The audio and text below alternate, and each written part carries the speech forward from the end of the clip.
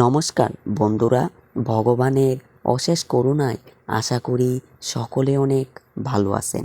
আমরা সকলে জানি গীতা হলো জীবের জন্য ভগবান শ্রীকৃষ্ণের সর্বশ্রেষ্ঠ আশীর্বাদ বাণী। গীতাতে রয়েছে 18টি অধ্যায়। বলা হয় গীতা পাঠের শেষে গীতার মাহাত্ম্য পাঠ করা অবশ্যই আবশ্যক, যা পাঠের জীবের অশেষ মঙ্গল হয়। আর গীতার মাহাত্ম্যর কথাই রয়েছে গীতার 18টি নাম। আজ আমরা 18টি নাম নিয়ে আলোচনা করব এবং এই 18 জন কে কে, যাদের নাম মাত্রই জীবের অশেষ কল্যাণ হয়। চলুন সে গীতার 18টি নামের মাহাত্ম্য জেনে নেই। গঙ্গা এর অর্থ হলো গঙ্গায় ডুব দিলে কোনো ব্যক্তি তার সকল পাপ নাশ করতে পারে, তাই সবার প্রথমে গঙ্গা নাম নেওয়া হয়।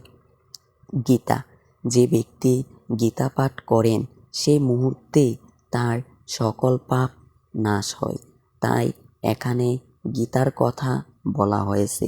সাবিত্রী, তিনি এতটাই সতী ছিল যে সে তার মৃত স্বামীর প্রাণ ফিরিয়ে এনেছিলেন, তাই এখানে সাবিত্রীর কথা বলা হয়েছে।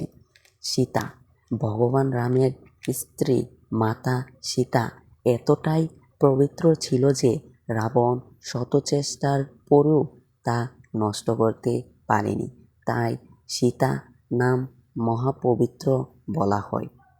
সত্তা, সত্তা বলতে আমাদের আত্মার কথা বলা হয়েছে। আত্মা যেমন অমর, গীতাও তেমনি অমর। প্রতিব্রতা, প্রতিব্রতা বলতে ভগবানের প্রতি অনুগ্রত থাকা, কারণ একমাত্র ভগবান সকলের পতি আর আমরা সকলেই তার পত্নী। ব্রহ্মাবলী, ব্রহ্মশক্তি থেকে নির্গত শক্তিকে বলা হয় ব্রহ্মাবলী, যে শক্তির বিনাশ নেই। ব্রহ্মবিদ্যা, ব্রহ্মবিদ্যাকে আমরা ব্রহ্মবলীর অনুরূপ বলতে পারি। ত্রিসন্ধ্যা, ত্রিসন্ধ্যা মানে হলো 3 কালের সমষ্টি, যথা ইহকাল, বর্তমানকাল ও পরকাল।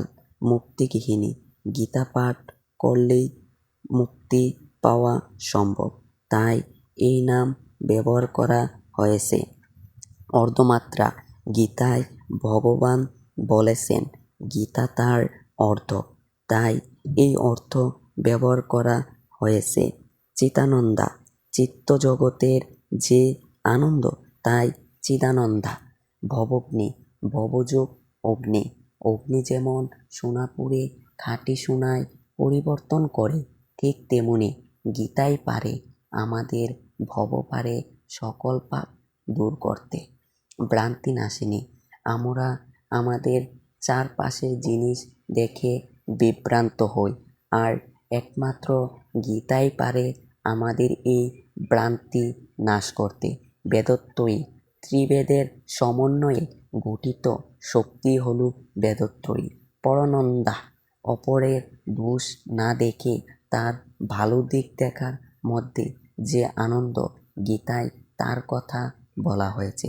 তথ্যার্থ, গীতা পৃথিবীর ও তত্ত্ব সমৃদ্ধ সকল জ্ঞান তথা বিজ্ঞানের আধার।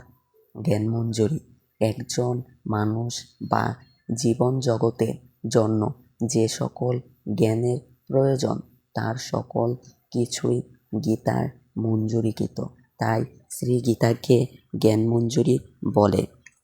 আজকের ভিডিও এইটুকুই রইল।